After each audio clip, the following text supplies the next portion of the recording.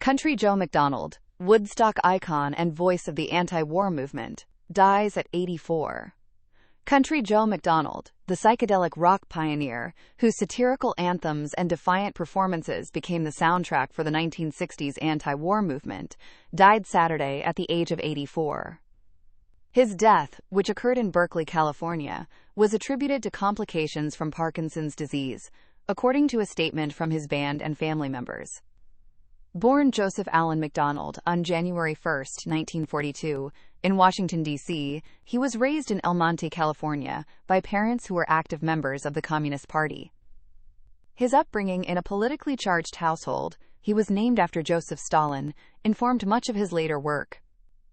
Before becoming a counterculture figure, McDonald served 3 years in the U.S. Navy, an experience that provided him with a unique perspective on the military and the Vietnam War.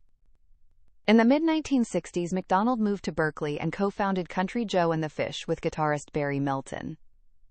The group became a staple of the San Francisco psychedelic scene, blending folk, rock, and political satire.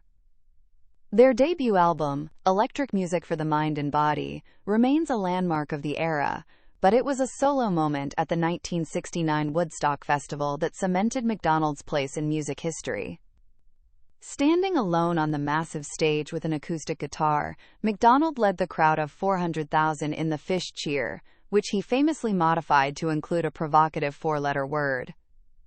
He then launched into I Feel Like I'm Fixin' to Die Rag, a dark, ragtime-infused parody of the war effort, with its ironic refrain, "Whoopee!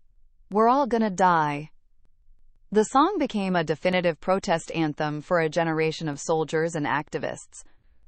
Beyond his most famous song, McDonald was a prolific artist who released more than 30 albums over a 60-year career. His work explored a wide range of themes, including environmentalism, feminism, and the plight of veterans. He remained a dedicated advocate for Vietnam veterans throughout his life, playing a key role in the creation of the Vietnam Veterans Memorial in Berkeley, and frequently performing at benefits for those who served. McDonald is survived by several children from his marriages, including his wife of 43 years, Kathy McDonald.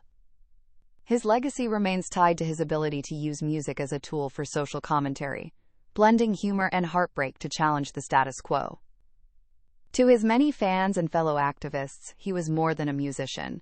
He was a persistent voice for peace and a cornerstone of the American counterculture.